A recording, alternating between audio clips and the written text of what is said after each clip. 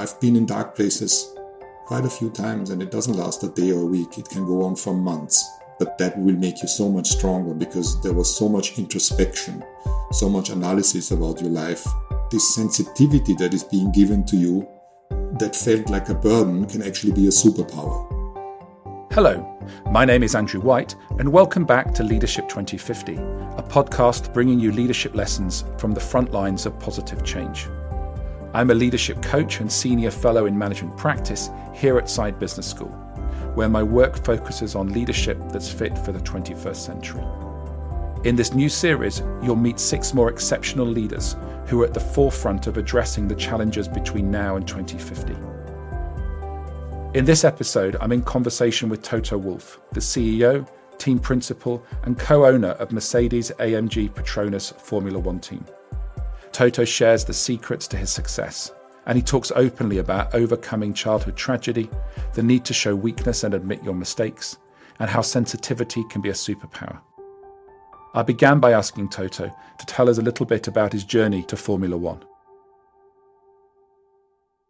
I was born in Vienna in 1972, was raised in Vienna in an international school, and tried to make it as a racing driver between 18 and 22, which didn't work for financial reasons, mainly financial reasons.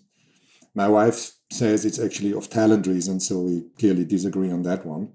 But I went into venture capital afterwards and did that for 20 years and combined my mid-30s, combined the investment activity with motor racing, and invested in a rally team, then in a touring car team.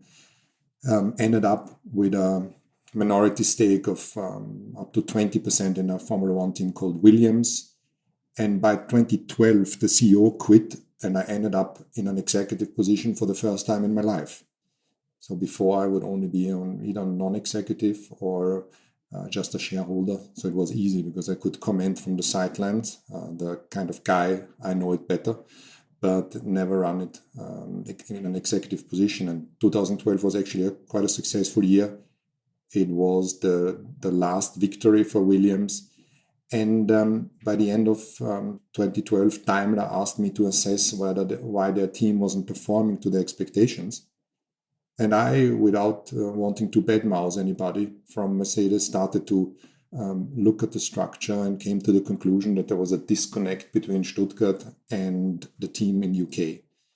And they offered me a job then and said, well, we'd like you to be the team principal and chief executive officer and also the head of all our motorsport activities. And that was a nice challenge, but I felt I was a shareholder in Williams and didn't want to give that entrepreneurial side up. And so they came back and said, we've actually just bought back a stake from a sovereign fund investment company from Abu Dhabi. Would you like to buy that?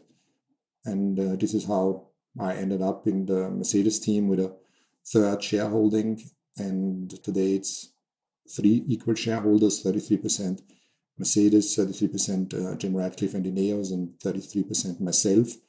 And since 2013, I acted as a team principal and chief executive officer, and we had quite a good run on championships with 100% score rate. We're winning every constructor championship and driver championship since then.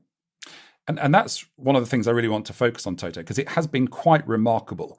When I think about high performance, I really do struggle to think about another organization that has done as well at the elite of an industry. So is there a recipe book, if you had to kind of try and really distill what you brought in a leadership role, in an organizational role, to bring about that success? What's really underpinned it from your point of view? I think that is quite difficult to respond because it's not a single trick. It's more that we sometimes speak about a team or a company, but fundamentally, a team is people in various positions with various responsibilities. And my single most important task is to provide a framework for the many competent and skilled people so they can function best. So I'm not running a race car, but I'm running people that run race cars. And I have a real interest in the people I have a psychological background, but probably the worst of both worlds because I am an amateur psychologist. So I'm conscious about that, that it's maybe not the academic science that a real psychologist has. But I have a lot of experience from my venture capital side on assessing people's personalities and skills and organizational structures and how to deploy human resources in the best possible way. So it's an interest for the people. It is trying to understand how to maximize the performance, but not in an opportunistic way, but maximizing the performance by providing an environment that they feel motivated about, energized, and passionate. And I think that's the second most important topic, is that I found my niche. I was a racing driver. I saw it in the car, how difficult it is. I raced in rallying and endurance racing and single seaters. So I can probably filter the nonsense out from what really matters. And I was in finance, which is a large part of the team because we are a business that is generating more than 550 million US dollars in revenue. And I think you need to have the competence in your area. I believe in focus, and you have to be the best or strive for the best in that area. And this is what I constantly do, trying to improve myself, develop every single day, never feel a sense of entitlement, and perform better tomorrow than today. So when I listen to you, there's something about a curiosity into people, what motivates them, and almost a curiosity into what they could be. When I'm thinking about you as a CEO, you've created a world in which people can flourish. And if people become their best collectively, then the organization performs. So there's something deeply psychological, as you say. There's also what I hear is that this is you found your sweet spot. There's various threads of your life have come together. You have enough empathy for the driver because you've been a driver. You understand the finance. There's something about psychology. It's in this mix that your leadership really embeds itself in the organization. I don't like the word management style because there are so many different ways of managing people that I wouldn't want to define it as one single style. And for me personally, it's being authentic. If you're not authentic, there can be a conscious realization of your audience that there is something not right. And there is even an unconscious side where people without the, let's say, intellectual capability will say, I don't like that person, or I like it. So this is how I do it. I see the team as my tribe, including the drivers. I will defend them whenever I can. And I take it quite personal when things go against us, while always trying to keep rational and logic. But it's just the interest for the people. I love spending time with key decision makers. I love spending time with staff that contribute to the performance or don't, and try to find out why is it that they are not, because what can I do? Fundamentally, it's my responsibility when somebody doesn't perform. And by optimizing the setup or their framework, there's so many ways of optimizing that by trying to understand the person. That is not only benefits like money or power. There could be internal recognition, or the fact that you want to be externally recognized, have more free time for your family or your hobby. And you can actually break that down into many other things. But you can only do that if you know the personalities.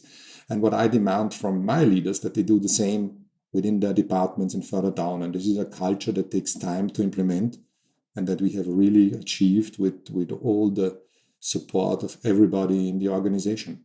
And I don't want to put words in your mouth, but what I heard was getting to truth, getting to honesty quickly is the way you get through problems. If something goes wrong, being authentic about it, being honest about it, having that no blame culture that some people speak of, allows you to address it, allows you to then bring about transformation. And it's the transformation that then leads to the performance. Yes. And that's the tricky bit, because you can put it on a PowerPoint and say, we want to empower, or we want honesty within the organization so we can actually solve the problems. But you need to live it every day from the top. I need to objectively show my weaknesses and the mistakes I make. I need to empower whilst recognizing that sometimes mistakes are made, but we will learn from that. This is one of the key things which I'm really trying to bang the drum a lot, because at the end, many leaders are control freaks and micromanagers.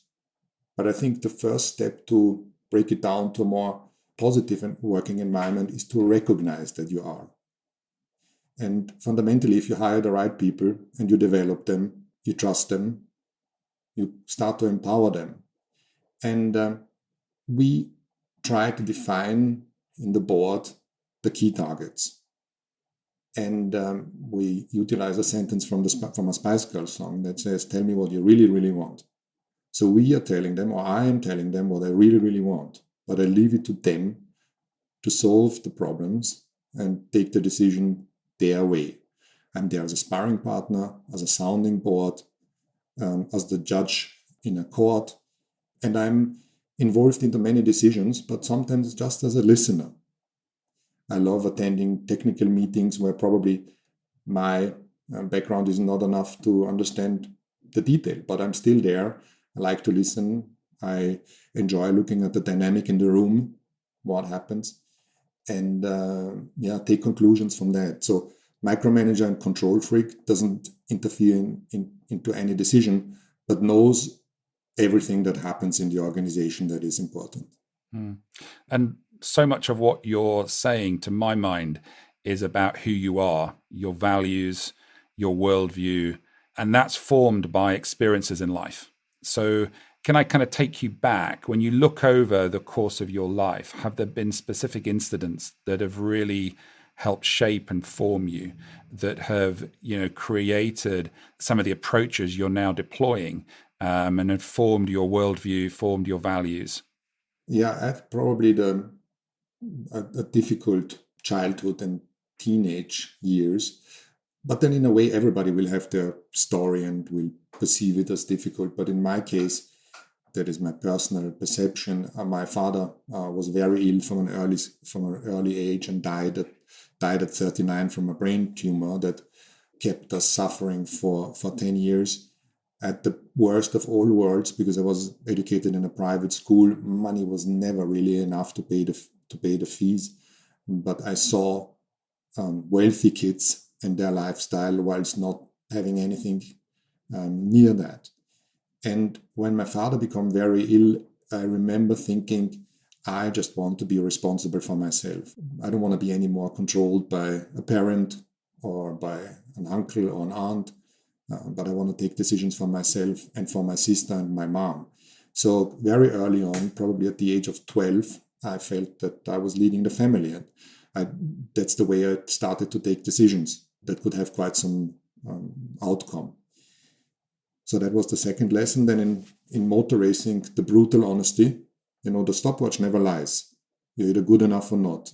And everything else you can say at a press conference if you're a politician and find explanations, but this is not how the sport functions. It will be straight into your face. And every commentary is just makes no sense. You just need to improve yourself.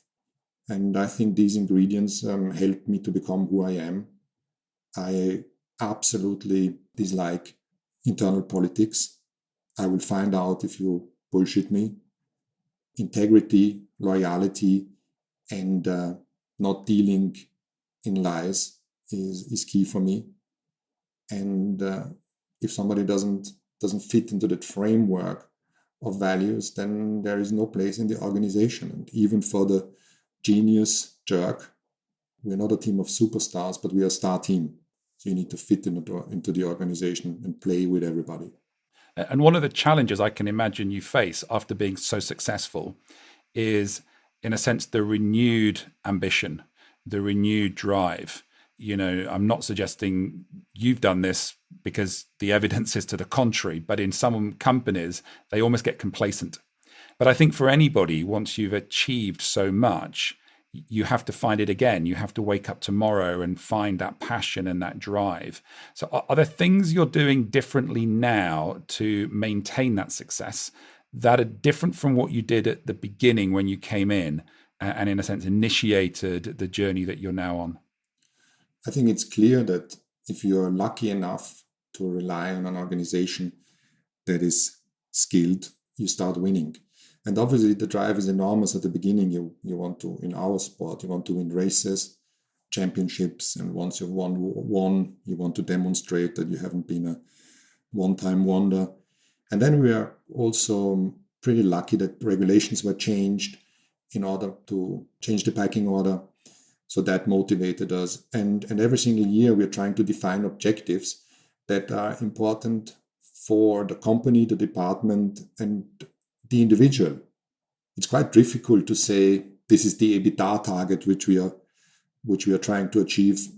What is in it for the people below?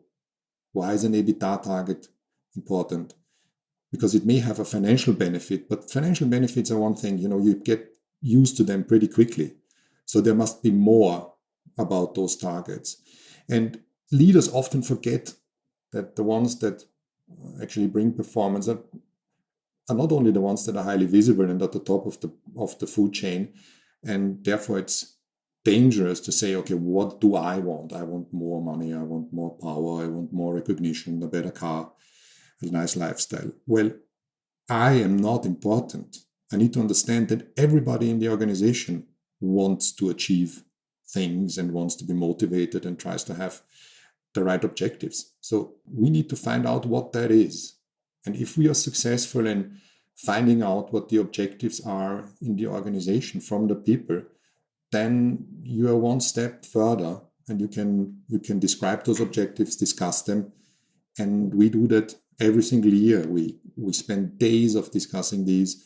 We write them down, we reshape them, and they end up on a laminated paper that everybody has in their briefcase or in their backpack. And you look at them often if you look for your laptop or your iPad. And having the objective is ultra important. You need to develop a blueprint for it, because if you can't see your target, you won't reach it. Yeah. So there's something, it sounds like you spend a lot of time working with people, working with teams, and understanding how objectives cascade down from the win right the way through to what it means for each individual. Can I, just bring in a theme that's been going on in the world at the moment around mental health? And in a sense, if performance is the right hand, then our mental health or our well-being or our resilience is the left hand. And we're not robots in that sense. Have you seen the need to bring more care in for people? Have you seen the need to look after people, have practices like meditation or mindfulness or yoga or, the whole plethora of different interventions? Have they started to have a relevance in your world? They do, because they're close to my heart. There was a phase in management where it was all about working the long hours, being the first in the office and the last out. Work with a baseball bat and drumming it into people. You needed to, just perform, nothing else. And people cracked. But it was impossible to actually speak up about that because it would show a weakness. You became stigmatized with mental health issues. So many people suffered quietly. And then we entered the next phase that this became more of a topic, and companies jumped on the bandwagon and say, well, we're offering meditation and we're offering flexible working hours, etc., etc. But it was more of an exercise that HR departments felt they needed to do. It was still, as a matter of fact, very much the performance environment that you still needed to work the long hours. Look at investment banks where the people work 80 hours a week. There's no weekend. And now we're in a third phase where actually many successful people come out and say, I suffer from mental health issues.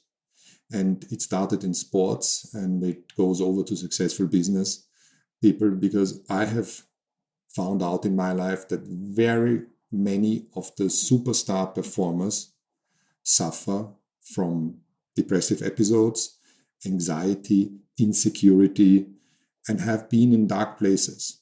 And I think for many people out there, that's in a way a relief. because you know you're not alone.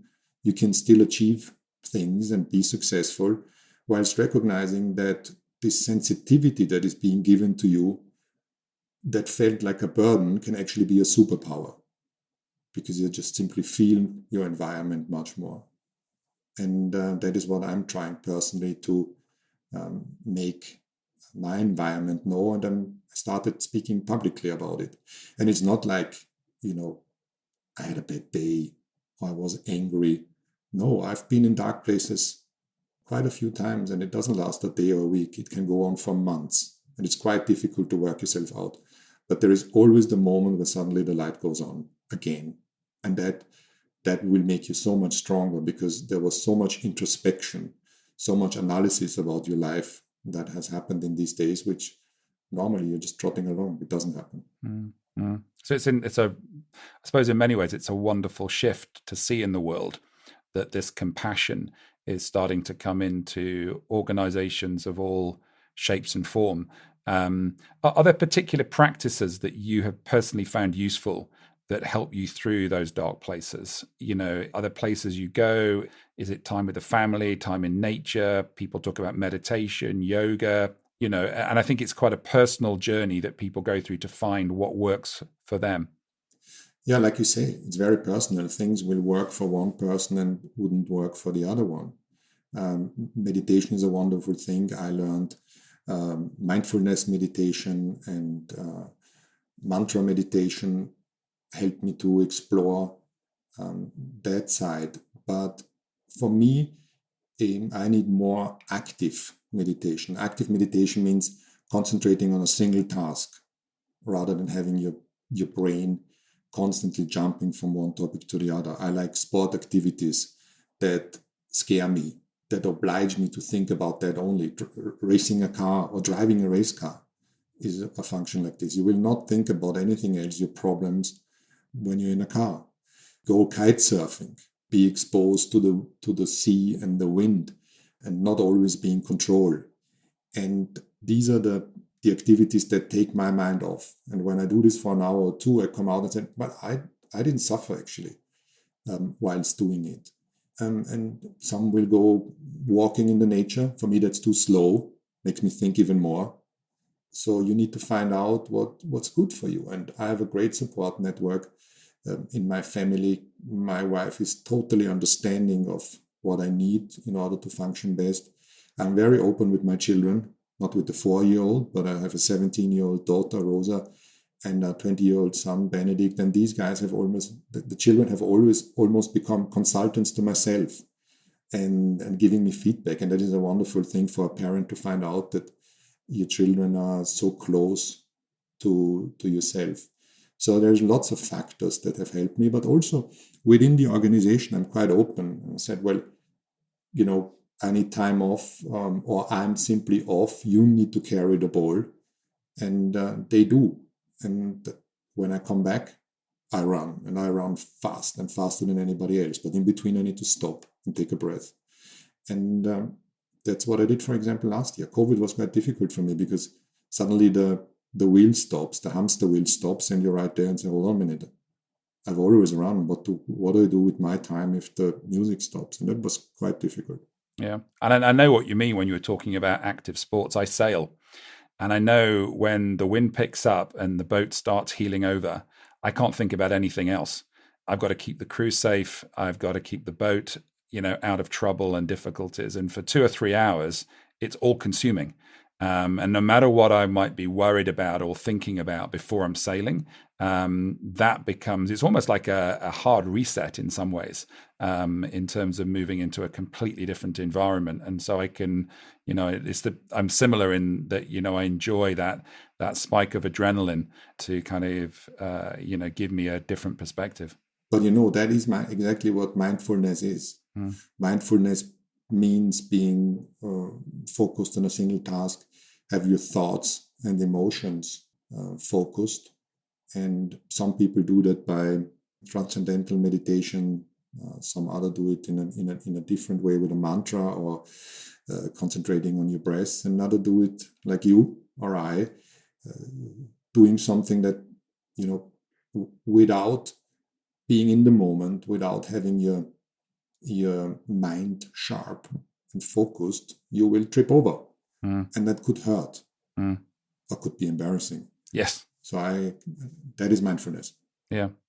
So just final set of questions really on the future. And there's, Formula One is high profile. A lot of people look at it. We've got big shifts going on in the world around the internal combustion engine and carbon. You've been at the heart of some of the debates around Black Lives Matter. How do you see the sport evolving? What do you see the challenges it faces, when you think about the next 5 to 10 years? It's clear that the environment suffers. And if we don't stop polluting the world, the next generation will pay the bill. And most probably, things will not be recoverable. And I think we have a huge responsibility and obligation to reduce our greenhouse emissions. And the car industry, whilst not being responsible for huge amounts, we're talking low single-digit numbers of emissions, can lead the way with a technology shift. And the big auto manufacturers have all transitioned into an electric vehicle environment because they were obliged to, because the markets simply paid a big premium to EV manufacturers, starting with Tesla. But you can see today with some of the other competitors like Lucid or Rivian. Today I read that Rivian has the market capitalization of Volkswagen whilst being a startup. I don't think they have made one single car drive out there. That means if you're managing an auto company, a traditional auto company, you have no choice. You need to get into this area, and it's what your shareholders will be asking from you, because it is what we need to do. Help to transition from the current energy sources into new sustainable energy sources. And I think what's happening in real life is that in an urban environment, in the developed countries, we will drive electric vehicles within a few years. The infrastructure will be there, supercharging and being able to commute from home to home or from home to work and plug the car in.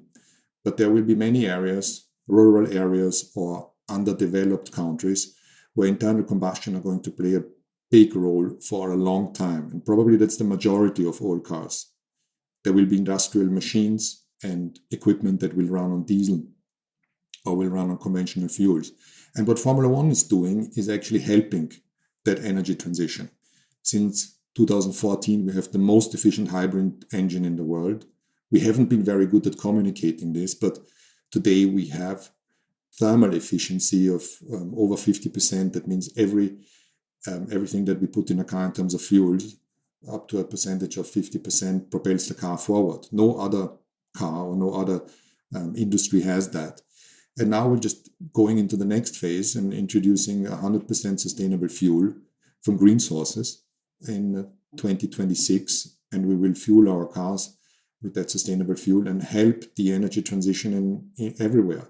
So we do hybrid on a very high technical level, and we do sustainable fuel that will find their way into hundreds of millions of cars with conventional internal combustion engine. And that is a big role that we play. The technology will be groundbreaking for use.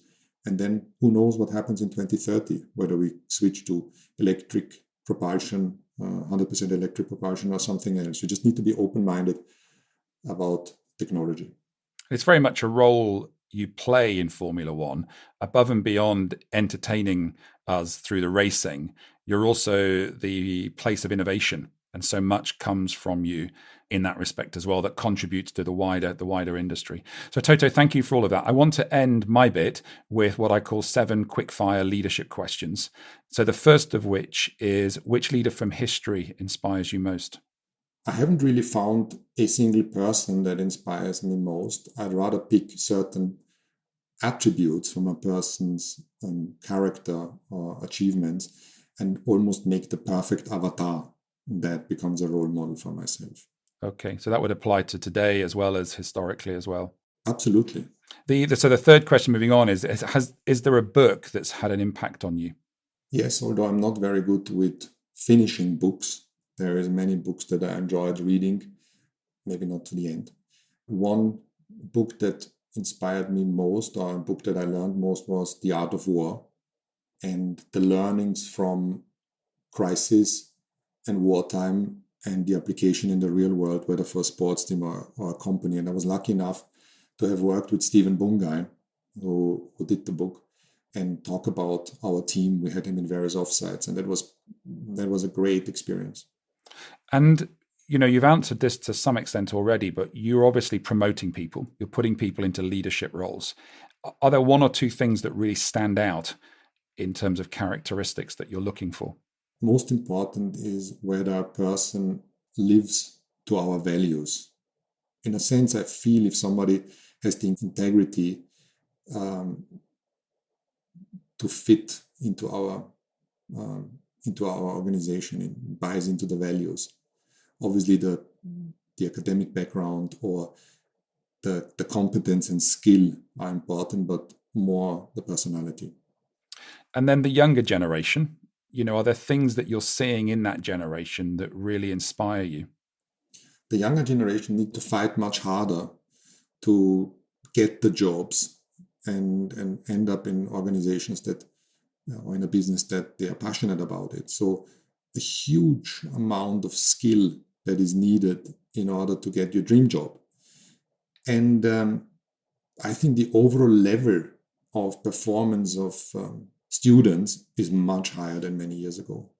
When I go through our campus and I see lots of new faces, young faces, I see the drive, I see the motivation, I see them enjoying the opportunity that was given to them, not only to work in Formula One, but to work for Mercedes, for this almighty brand, for a successful team where they can learn from the senior leaders. And that is something that just gives me pure joy in seeing the power of that group. Yeah. And when you think about the future, what makes you hopeful? Well, you always need to be hopeful about the future. And I think in terms of the sustainability, I see there is strong push from many of the leaders in order to change things. And this is a first initial step. I think that industrial countries that are not in the developed world, we need to give them enough scope to actually transition their energy consumption into more greener solution. And we just need to accept that it doesn't happen from one day to the other. And in terms of our sport, we are at an all-time high. Our audiences have grown, our revenues have grown. We have tapped new fans by Netflix and other activities. Our social media channels are literally exploding. And we have a tough fight on the track, which is exactly what the sport needs. Personalities, drivers, team bosses that fight hard in order to win. And so Formula One is really going from strength to strength. There's this side of me that is the dominant side, that I want to crush the opposition and win every single race and every single championship. But then there is the business side that says it is probably not realistic to win every single championship until I decide to quit the sport. There's not many teams that won a world championship. There's not many that have repeated it. And we are the only one that has won 7 times in a row. So I try to keep with my friends and colleagues to push the needle even further. And we have more challenge. We need to fight tougher. And one day somebody else is going to be there and win a championship. But that's good for business. So I'm trying to explain a loss to myself with the upside on the business side. But that part of me hasn't actually won about the competitive me. Yeah. And then finally, where do you go for inspiration and renewal? This is spending time with my wife and my children. I am pretty exhausted by the many conversations I need to have during a weekend, and then coming home and just being me and not needing to entertain anybody. It's just great. So my wife is my partner, my best friend, a sparring partner, sounding board, and the same with my children. So that is really something that helps me to re-energize and come back stronger.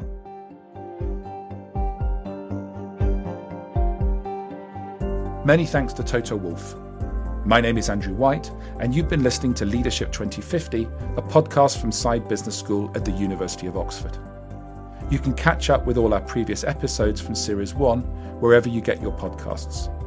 While you're there, why not subscribe so you never miss an episode, and help others to find us by taking a moment to give us a rating and a review. And if you'd like to hear more from Side Business School exploring leadership and how the business world is reimagining the future, please visit oxfordanswers.org. Leadership 2050 is produced by Eve Streeter. Original music is by Cy Begg. Our executive producer is David Maguire for Stable Productions. In the next episode, I'll be talking to theoretical neuroscientist Vivian Ming about using artificial intelligence to maximize human potential. Until then, take care and many thanks for listening.